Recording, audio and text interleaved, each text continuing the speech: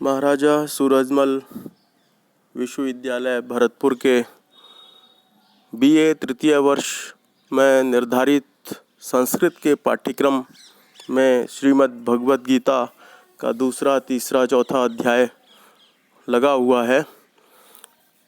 जैसा कि विगत मासों में हमने गीता के दूसरे अध्याय के 24 श्लोक पढ़ लिए थे, आज 25वें अध्याय का प्रारंभ करेंगे, जो आत्मा के विषय में ही कथन किया जा रहा है कि शरीर में जो आत्मा है वह किस प्रकार का है, उस आत्मा का स्वरूप क्या है और उस आत्मा का स्वभाव क्या है, उसी के विषय में चर्चा हो रही है।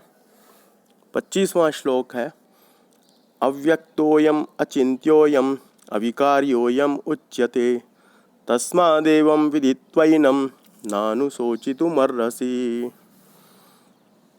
यह आत्मा किसी भी इंद्रिय के द्वारा, उपकरणों के द्वारा, साधनों के द्वारा विषय होने की स्थिति में नहीं है, अर्थात उसके द्वारा प्राप्त होने योग्य नहीं है, चूंकि अव्यक्त है। इंद्रियों का विषय, आँख का विषय जैसे रूप है, तो रूप उसका विषय ही नहीं है, उसमें रूप है ही नहीं, तो आँख से कैसे दिखेगा? दिख नहीं सकता। शब्द कान का विषय है, श्रोत्र का विषय है, वह उसमें आकाश है ही नहीं, तो शब्द उस तक पहुंचेगा कैसे? इसलिए वह श्रोत्र कानों से भी सुना जाने योग्य नहीं है। अव्यक्त है, इसीलिए अव्यक्त का अर्थ है जो व्यक्त नहीं हो सकता। उसको लेबोरेटरी में ला करके उसका निरीक्षण परीक्षण नहीं किया जा सकता। हाँ, उसके शरीर, उसके साथ जो संबद्ध शरीर है, उसके साथ सब कुछ संभव है। वो देखा भी जा सकता है, सुना भी जा सकता है, छुआ भी जा सकता है, चखा भी जा सकता है, सूंघा भी जा सकता है, परंतु आत्मा के साथ ये स्थिति नहीं है। न वो कर्मेंद्रियों के द्वारा, न ज्ञानेंद्रियों के द्वारा वह जानने योग्य है, अर्थात जानने योग्य नहीं है, और बुद्धि इत्यादि के द्वारा भी वह जाना नहीं जा सकता। इसलिए भी वह अव्यक्त है।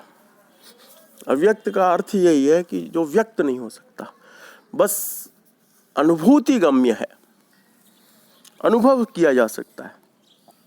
और इसी कारण अगले श्लोक के पद में अचिन्त्योयम, अचिंत्य है, इसका चिंतन भी बहुत नहीं हो सकता, क्योंकि इंद्रियों का जो विषय बनता है उसी का चिंतन हो सकता है। इंद्रियां रूप को देखती हैं, शब्द को सुनती हैं, नाक से घ्राण को, सुगंध को सूंघती हैं, और रसना स्वाद को चखती है, लेकिन उनमें से इसका किसी भी प्रकार से ग्रहण नहीं हो सकता, चिंतन नहीं हो सकता। फिर बाद में जब वो प्राप्त नहीं होता तो हम चिंतन करते रहते हैं, सोचते रहते हैं। इसलिए इंद्रिय गोचर न होने के कारण वह आत्मा अचिंत्य है, अव्यक्त है, अचिंत्य है। दूसरा, तीसरा, और अविकार्योयम उच्यते, अविकारी है, अविकार्य है, अर्थात इसमें किसी भी प्रकार का विकार नहीं होता। विकार उसे कहते हैं जैसे दूध से दही जमता है, दही से मक्खन बनता है और मक्खन से घी बनता है, तो दूध का दही विकार है, दही का मक्खन विकार है, मक्खन का घी विकार है।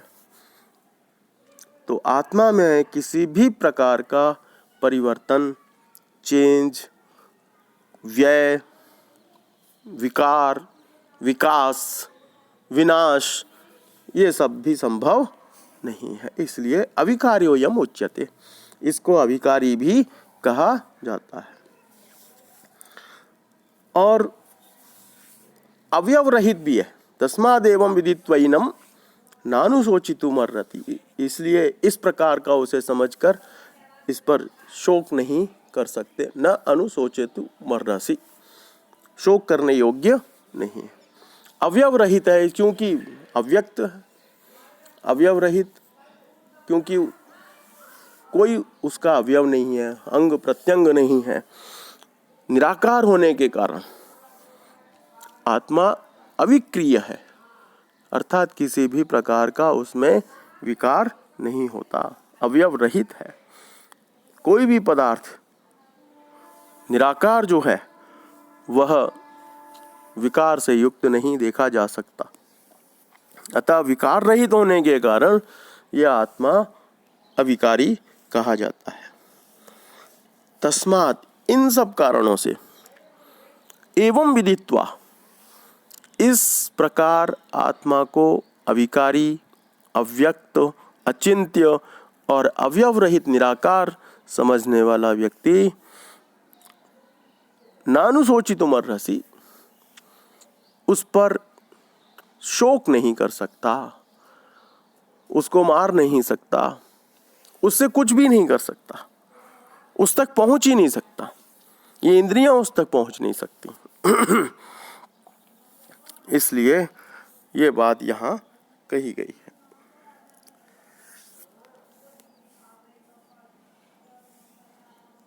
अब अगले श्लोक में भी देखें, अथ चैनम नित्य जातम नित्यम वा मन्यसे मृतम तथापि त्वं महाबाहो नैवं शोचितुमर्हसि। अथ और एनम नित्य जातम,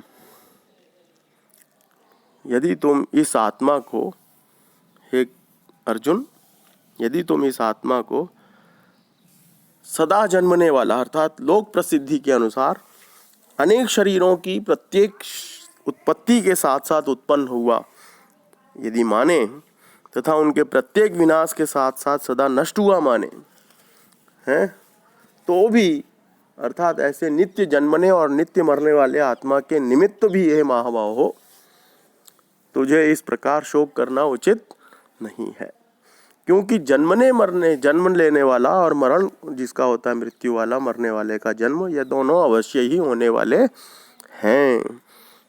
तो नित्यम जातम, अगर तुम इसको ऐसे समझते हो कि हर शरीर के साथ ये उत्पन्न होता है, हर शरीर के साथ ये मर जाता है, अगर ऐसा भी मानते हो तो भी, तथापि त्वं महाबाहो, ए महाबाहो, इस पर शोक करने, यह नित्य है तो भी नित्य हुआ और यह शोक करने योग्य नहीं है।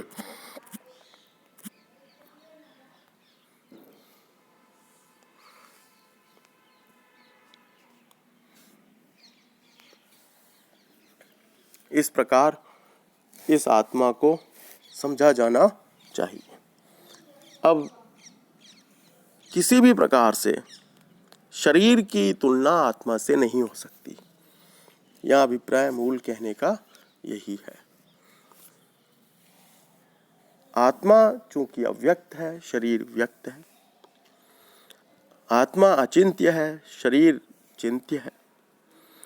आत्मा विकारी है, शरीर विकारी है। आत्मा निराकार है, शरीर आकार युक्त है। इसलिए आत्मा और शरीर की तुलना कभी भी संभव नहीं है। यही इन दो श्लोकों में ये बात कही है। अब अगला श्लोक पढ़ेंगे। आज के लिए इतना ही पर्याप्त है।